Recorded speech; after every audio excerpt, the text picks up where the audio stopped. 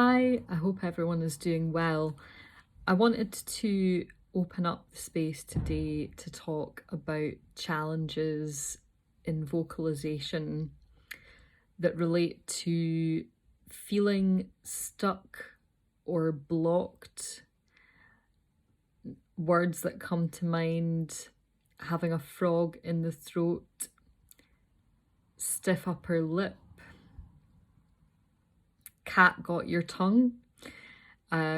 These are all quite emotive phrases that are used on a daily basis and have quite a negative connotation. They feel a little heavy to me, but they also are helpful in articulating a very physical manifestation of a problem which has probably originated somewhere in our system.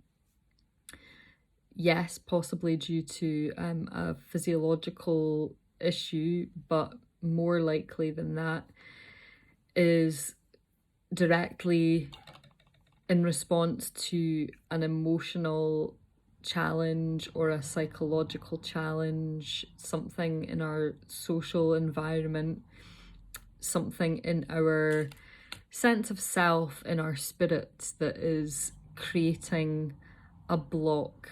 So I've often spoken about this idea of the vocal channel as being the distance or space between our impulse to communicate, our desire to express something on one end of the spectrum, and at the other end, our ability to do so in the way that we want.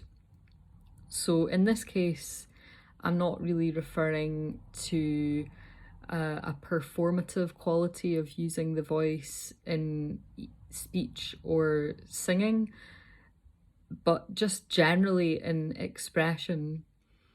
We have likely all come across this at some point where, due to anxiety or some kind of tension that is cropping up, if that's in the mind, if it's emotional, we feel ourselves held back in our expression.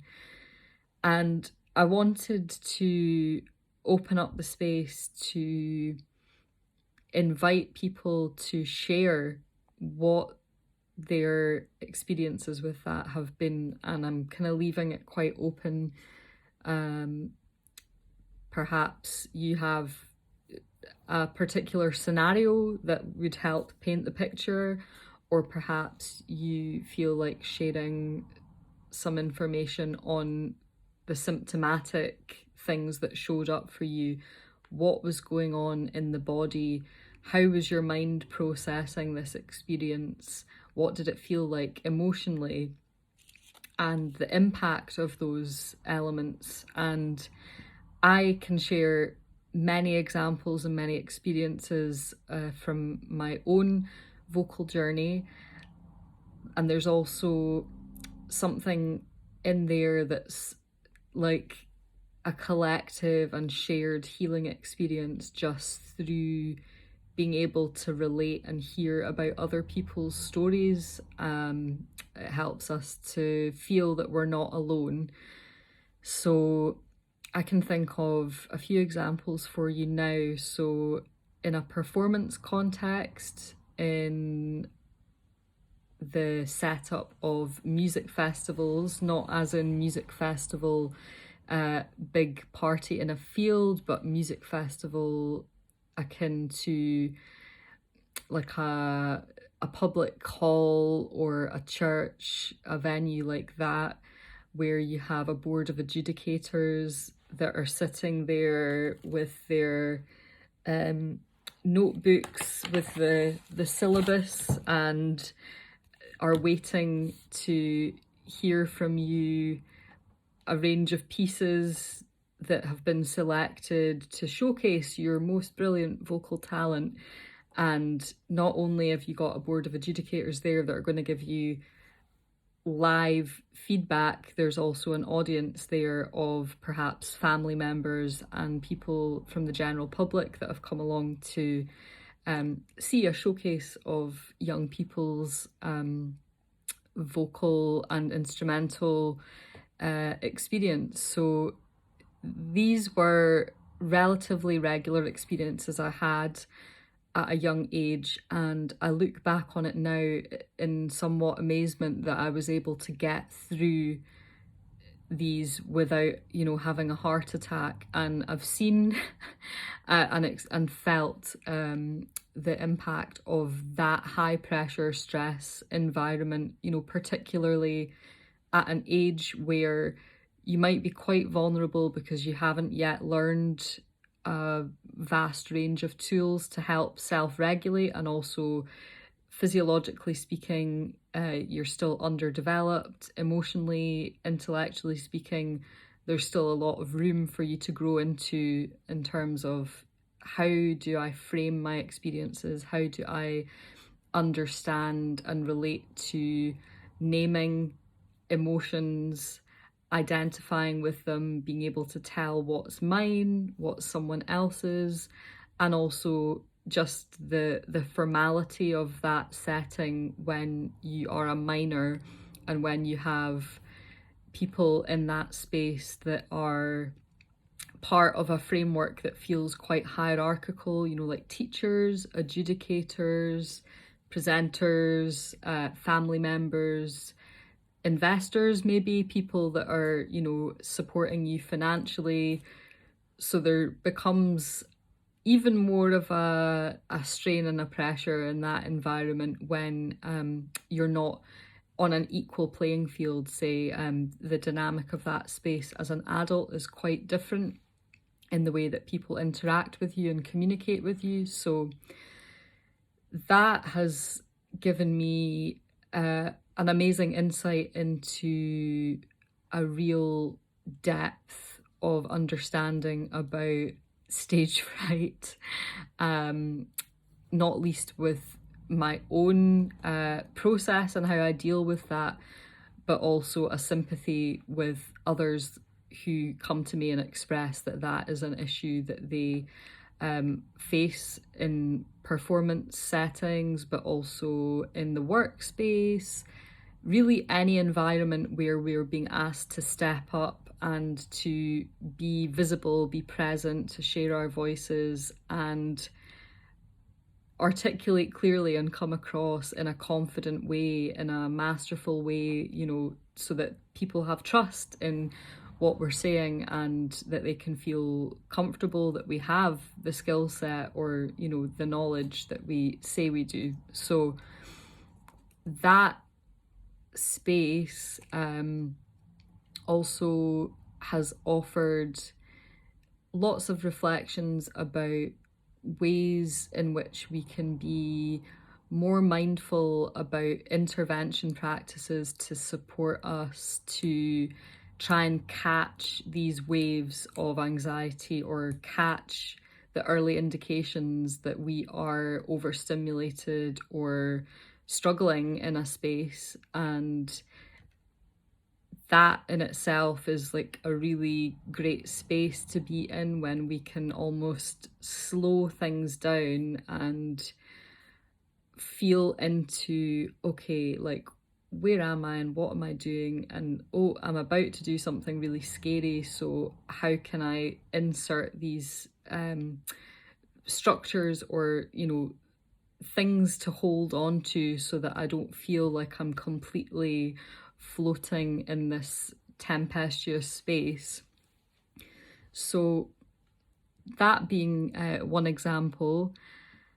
Also in teaching spaces, I've delivered, I don't know how many workshops now, enough that I've lost count or that it doesn't matter so much.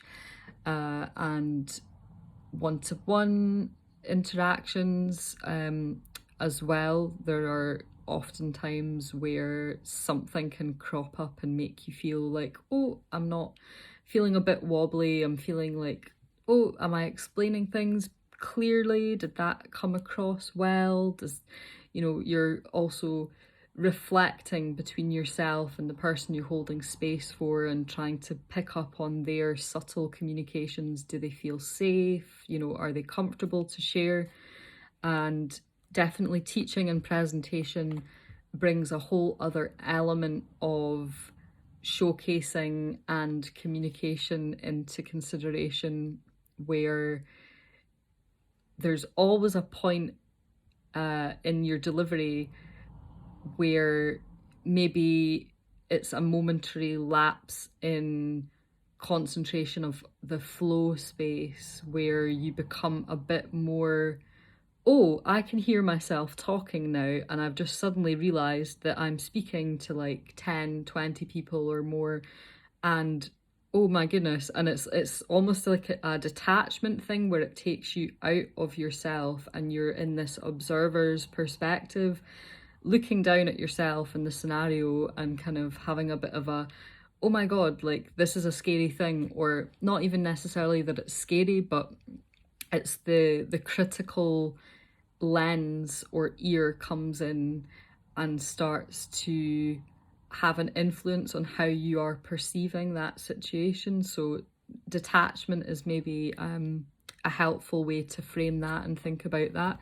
So I just wanted to share a couple of examples. I have a ton more. I could, create a whole podcast probably specifically on uh, anxiety in communication and performance stuff. And that is also something that will be coming up anecdotally in a podcast that is in the process of being created, which is not specifically around that subject, but just more generally around holistic voice work and the different elements that are important to finding and cultivating that balance and strengthening vocal expression, and a common thread and a common experience that many voice users have is focused around this, like, oh,